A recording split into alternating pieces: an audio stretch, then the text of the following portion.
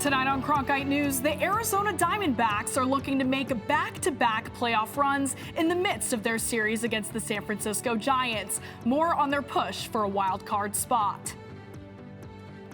Plus, Hall of Fame quarterback Brett Favre reveals he's been diagnosed with Parkinson's disease. We have all the details on his announcement.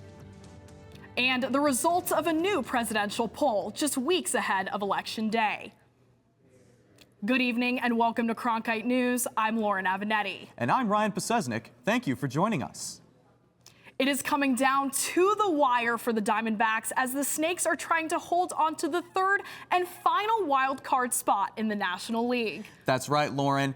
And their loss last night to the Giants didn't help as the Atlanta Braves are right on their heels.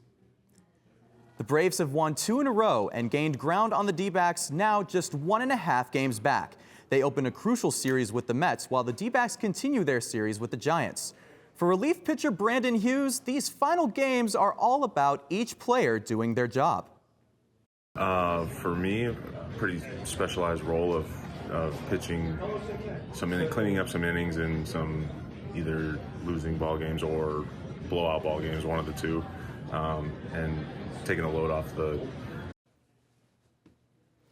Former Sun Devil Jaden Daniels tore up the competition last night in Cincinnati during Monday Night Football. Daniels led the Washington Commanders to a 38-31 victory over the Bengals. Daniels delivered a dominant performance, accounting for 254 yards and 2 touchdowns through the air and 39 yards and 1 touchdown on the ground. Daniels was nearly perfect passing last night with only 2 incompletions. Daniels and the Commanders will look to continue their hot streak against the Arizona Cardinals this weekend.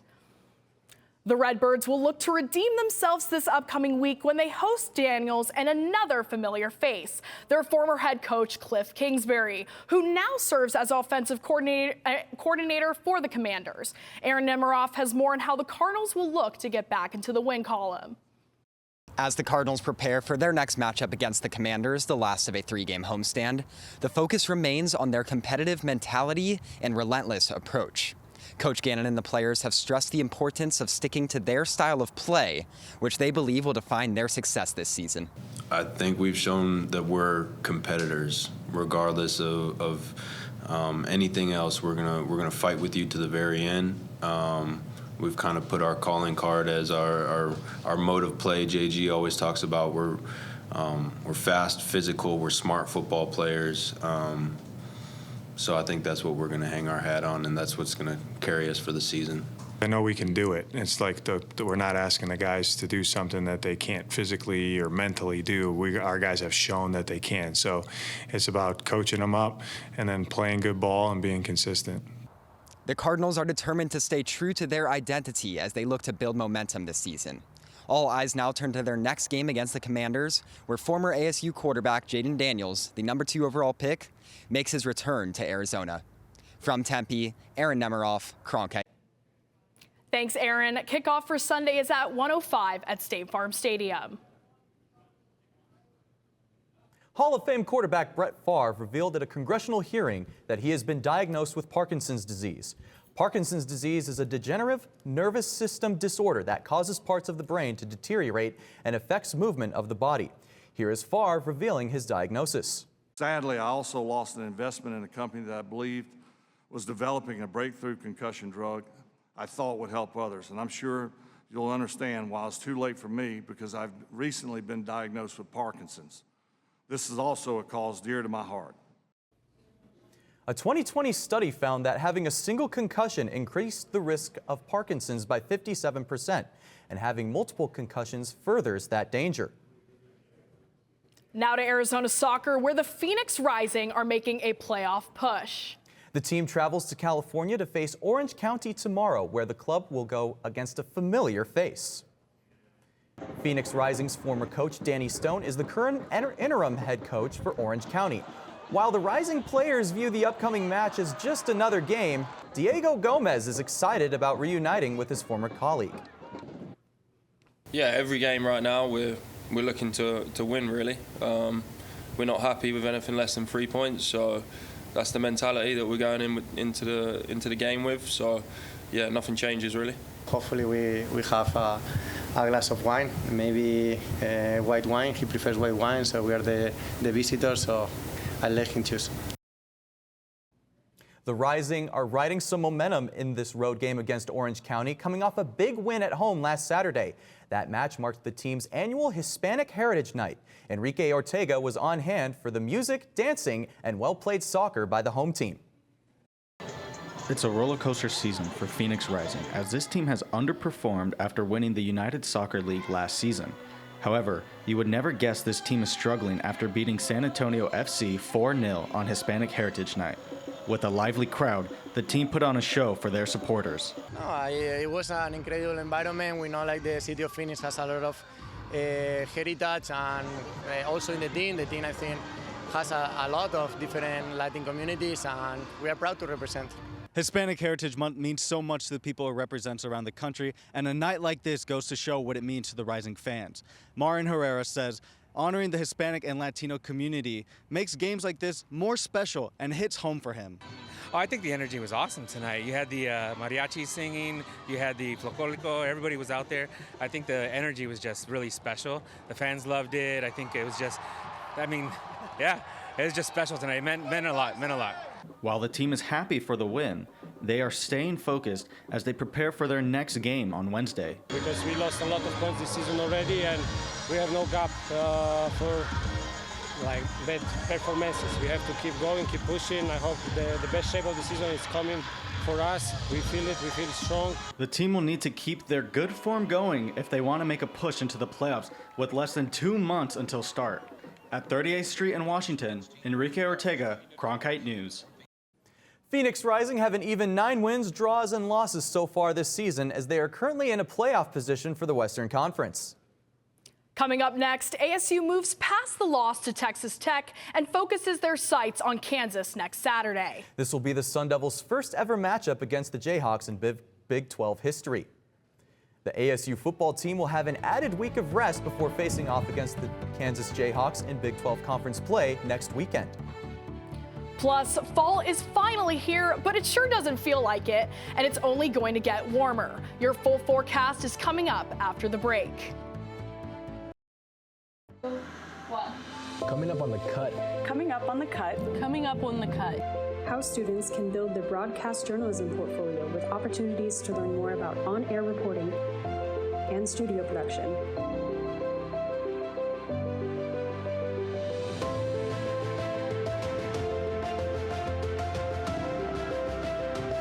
Be sure to follow us on Instagram at @thecut_network and on X at @CutASU.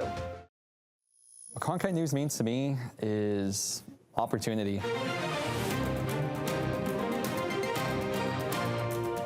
We do news right at Cronkite News, serving a community ethically, honestly, and truthfully. And we can provide a necessarily different angle, different voice for those people that really need it. The students, they have a lot of passion for journalism. I get to do a lot of stories about the Hispanic community. And we have access to cover all of these sorts of events and get media coverage of all these different personalities and athletes, and that's just a huge thing. But it's also a chance for people here to be humanized, individuals of all walks of life. Cronkite News will help take the next generation of journalists onto their next careers.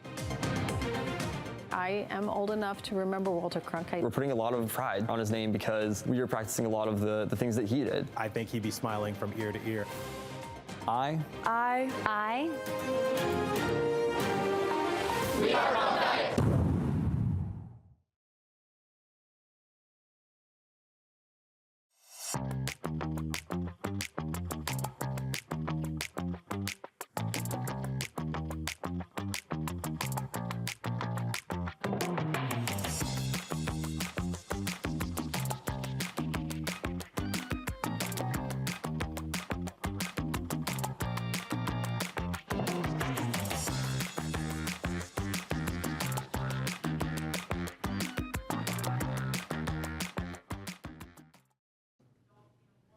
In college football, the 1-3 Kansas Jayhawks are heading to Tempe, Arizona to take on the 3-1 Sun Devils on Saturday, October 5th.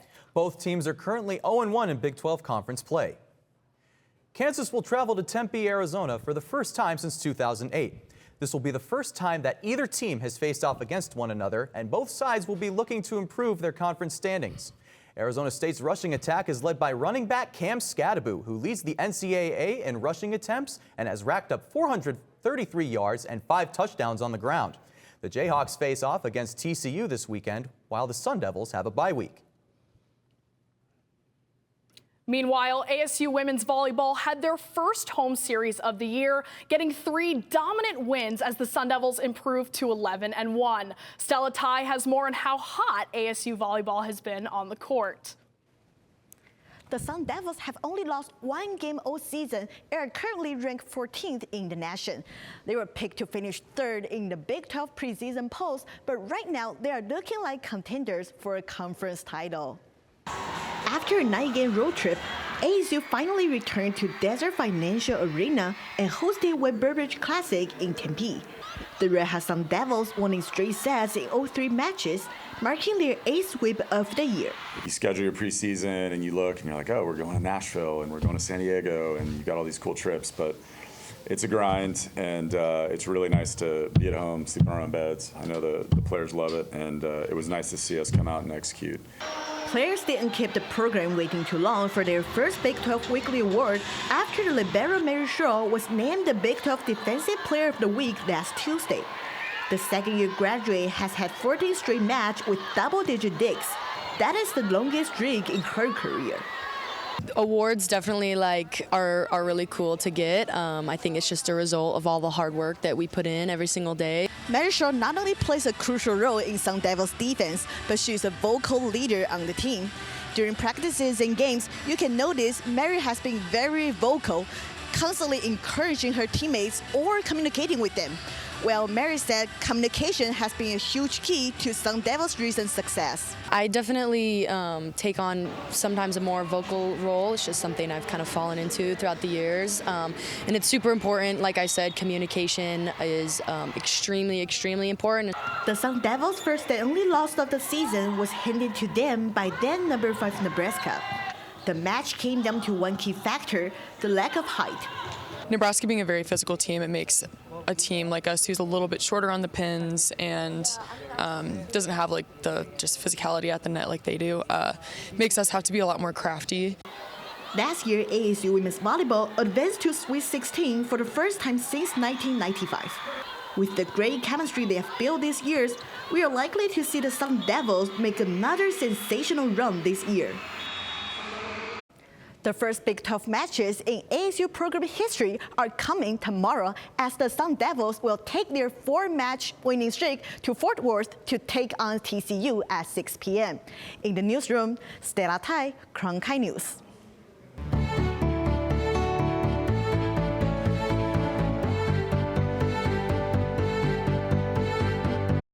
Well, an outdoor game of volleyball does not sound like a lot of fun right now because it's been so hot outside, Ryan. That's right, Lauren. And as Marco Radici-Moras tells us, it's only going to get hotter. He joins us now from the Cronkite Weather Center with more details. Thanks, Ryan. Welcome to the Cronkite Weather Center. Let's dive straight into that evening planner. We're still in the triple digits at 7 p.m. We're going to get down to 93 at 10 p.m. So if you're going to hold off walking your dog till slightly later, we very much advise you to do so. Looking at the lows, Phoenix leading the way at 83 degrees. The Colorado River Cities trailing just behind, 80 degrees in Lake Havasu, 77 in Bullhead City, and much chillier up north in Flagstaff, 46 degrees, and a very cool 44 in the Grand Canyon. Looking at the highs, again, as expected, the southwest part of the state is hottest, 110 in Phoenix, 109 in Lake Havasu, and looking at the north and Flagstaff, 81 degrees. So if you're able to escape the heat and you're down south, head up to Flagstaff for the day. Now, the high temperatures can be explained by the very minimal activity, little cloud coverage, and a whole lot of nothing in general. Looking at the 8-day forecast, 112 degrees heading into the weekend, but the worst is yet to come. 113 on Saturday before it's a sight for sore eyes heading into next week. 104 on Wednesday. But until then, layer on that sunscreen, drink those liquids, and stay indoors. Back to you guys at the desk. Coming up next, a preview of tonight's news headlines. That's right. We'll have the results of a brand new poll on the state of the presidential election. Plus, many are worried about the future of Obamacare, depending on the outcome of November's election. We'll separate fact from fiction when we return.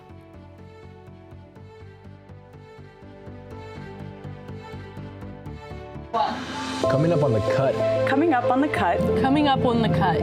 How students can build their broadcast journalism portfolio with opportunities to learn more about on-air reporting and studio production.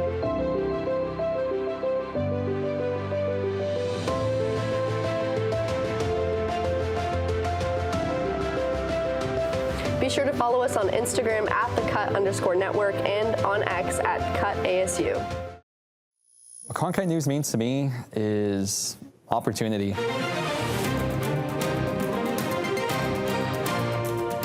We do news right at Cronkite News, serving a community ethically, honestly, and truthfully. And we can provide a necessarily different angle, different voice for those people that really need it.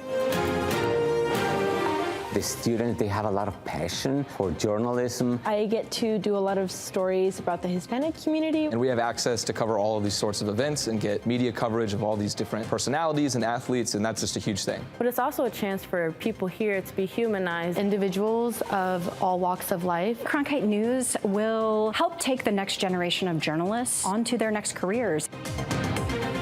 I am old enough to remember Walter Cronkite. We're putting a lot of pride on his name because we are practicing a lot of the things that he did. I think he'd be smiling from ear to ear.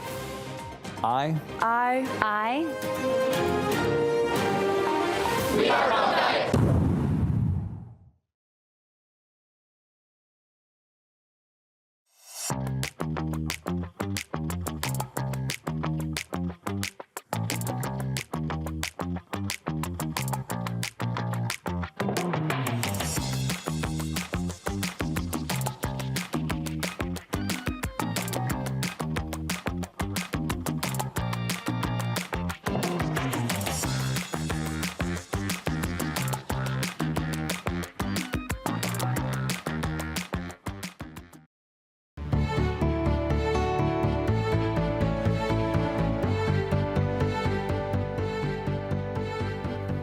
I'm Nash Darrow with a look at the news headlines. And with just weeks to go until the presidential election, a new poll finds the race is essentially a tie.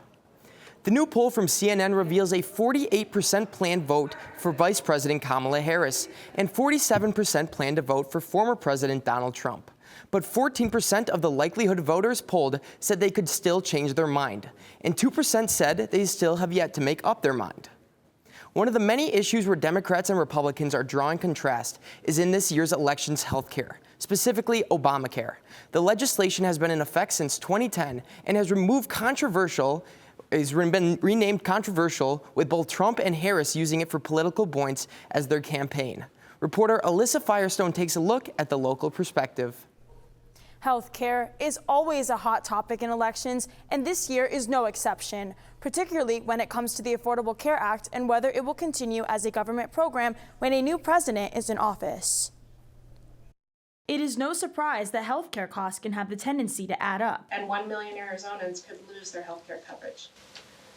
Arizona state representatives and advocacy leaders alongside the Harris Walz Campaign of Arizona gather in Phoenix at the Wesley Community and Health Center to speak out against what they perceive as Trump's stance on the ACA. I have pre-existing health conditions that would prohibit me from having access to coverage on the open market, but I knew I would be able to get coverage when the new year started thanks to the ACA.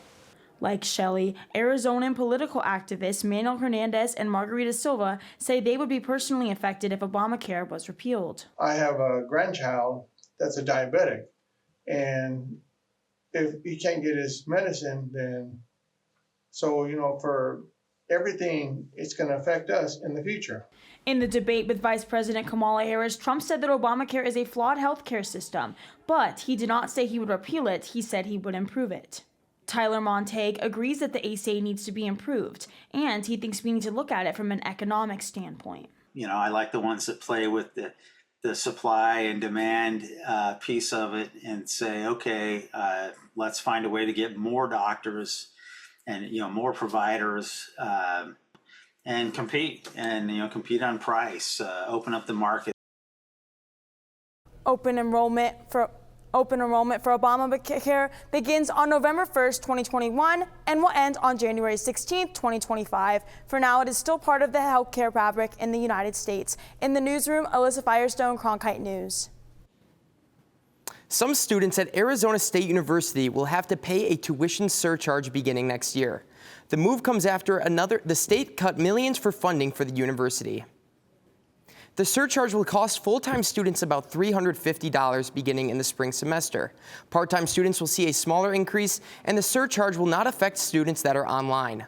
The university is also closing the Lake Havasu campus. The changes come after the state legislature slashed funding for the university, resulting in a $24 million loss.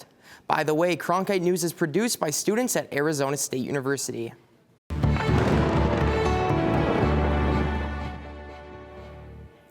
Checking news from across the nation, a possible hurricane could be headed towards Florida, prompting a hurricane watch along the state's Gulf Coast. Right now, Helene is still a tropical storm, but it could soon strengthen into a Category 3 hurricane. And the National Hurricane Center predicts it could make landfall either late on Thursday or early Friday morning. Models predict it could become a potentially life-threatening storm and are warning folks along the coast to prepare. That's it for tonight's news headlines. I'm Nash Dara. Let's throw it back to Lauren and Ryan. Thanks, Nash. Well, we all probably have a favorite emoji that we use over and over. That's right, Lauren. But now you'll have a few new ones to choose from. After the break, we'll introduce you to a brand new crop coming to a phone near you.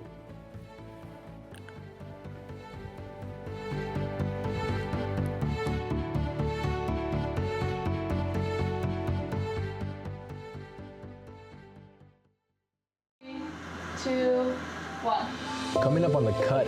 Coming up on the cut. Coming up on the cut. How students can build their broadcast journalism portfolio with opportunities to learn more about on-air reporting and studio production.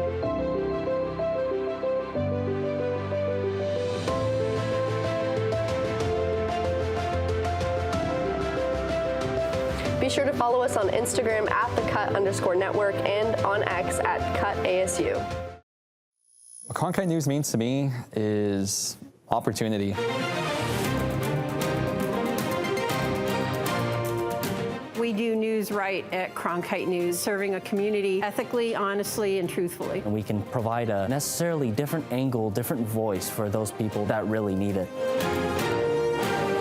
The students, they have a lot of passion for journalism. I get to do a lot of stories about the Hispanic community. And we have access to cover all of these sorts of events and get media coverage of all these different personalities and athletes, and that's just a huge thing. But it's also a chance for people here to be humanized, individuals of all walks of life. Cronkite News will help take the next generation of journalists onto their next careers. I am old enough to remember Walter Cronkite. We're putting a lot of pride on his name because we are practicing a lot of the things that he did. I think he'd be smiling from ear to ear. I. We are Cronkite.